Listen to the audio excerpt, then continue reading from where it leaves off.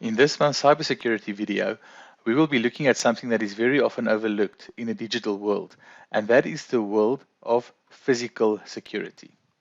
But why is physical security important? In any security landscape, there is no one measure more important than the other.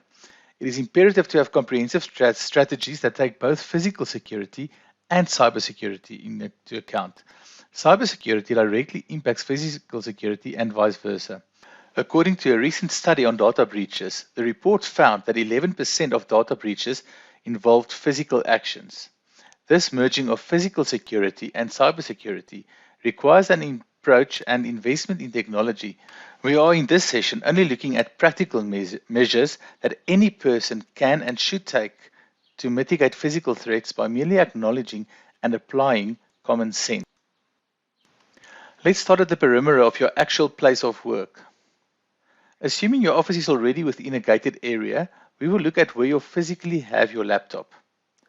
Do you have knowledgeable and well-trained reception staff, gatekeepers?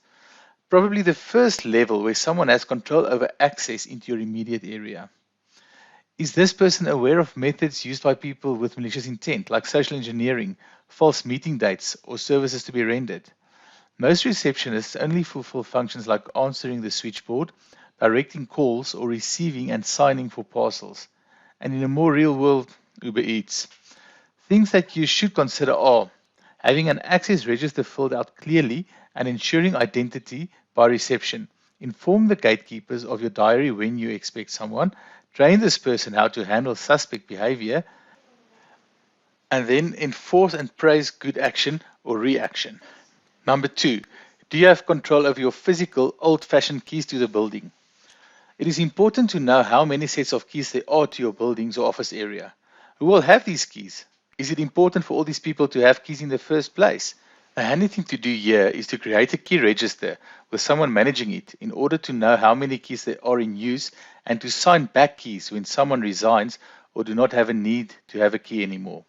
As part of a business continuity program, assign a primary resource to manage this, but also have a secondary resource that need to be aware of the measures put in place for physical security. Number 3, how about cameras as a second factor of security? CCTV is a great tool to manage or survey specific areas like entry points to the building and key areas like the server room or storeroom. But be reminded that the most expensive CCTV system still needs to be maintained and monitored.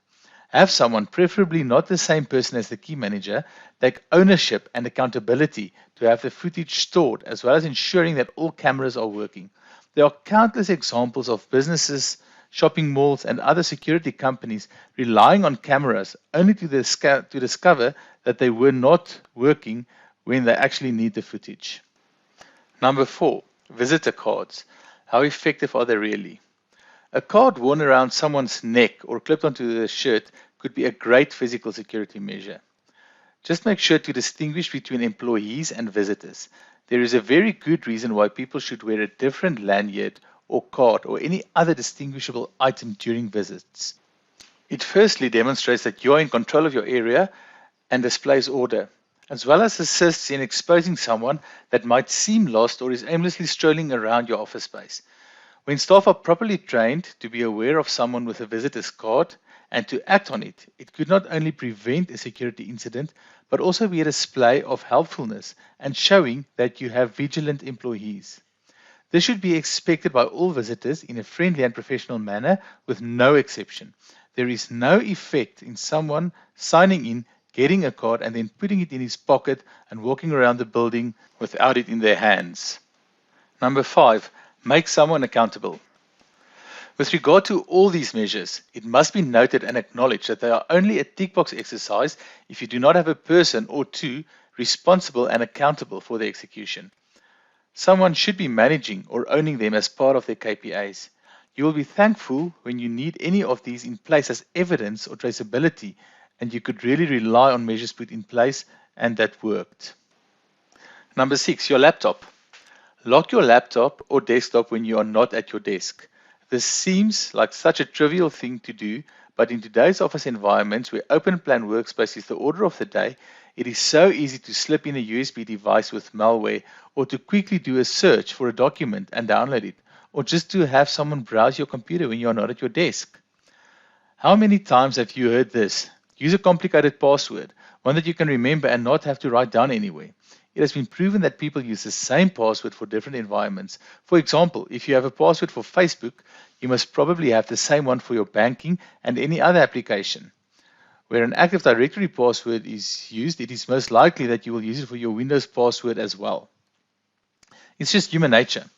Guard against it and protect yourself by applying these guidelines. It might also be good practice to have these as part of your company's internal policies and procedures.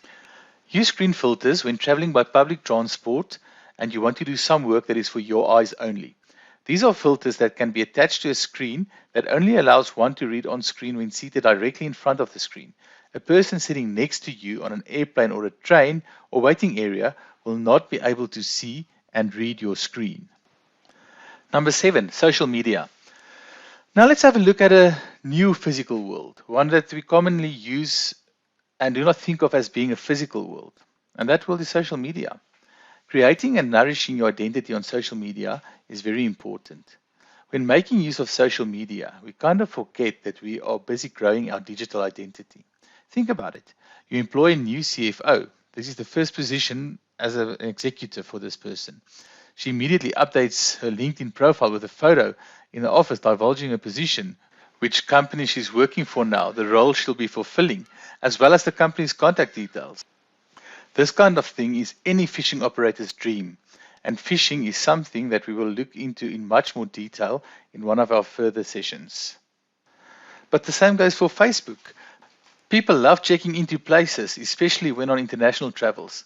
This is great information for anyone practicing social engineering with the intention to use this information at a later stage. Another favorite these days is how to accumulate your vitality points. People make use of Strava or any other related app to upload and share information of where they trained, what discipline they trained in the area with maps, and usually starting with their home address, and they make this visible to anyone. Can you imagine with some proper investigation what personal information can be gathered about someone who actively and willingly puts this type of information on display? Number 8, read and understand. In a cybersecurity world, we have access to information in abundance. We get documents and articles and emails. We get WhatsApps, SMSs, telegrams, phone calls, non-stop all the time. The more we get, the less time we have to properly read documents. Do you really know what link you were clicking on? Have you hovered over the link and saw that it was indeed legit? That website that you looked at to purchase the flight tickets, did you notice that URL was not in fact secure and that the TLS certificate was not valid? These topics will be discussed in later sessions, but the fact of the matter is that there is a reason why we need to sign documents with trusted digital signatures. Are you sure that the document you are reading is in fact the one that you expected from the sender, or was it maybe intercepted and changed for the cyber criminal's gain? We should always be certain that the signature of the document is in fact legit and it has a stamp on it to prove it. So in this video, we've gone through a lot of examples and a lot of things that you can practically do to prevent yourself from being a target in a physical security world. But let's look at some things that you can do to lead by example. There are actually 4 easy things that you can do. Number 1, acknowledge that you are always a target. Number 2, get a trusted advisor on cybersecurity matters and ask questions when uncertain. Number 3, train your staff, and again, train your staff. And number 4, use the technologies that are in place and understand what they do. Until next time, stay safe online and be sure to check us out on our social media channels.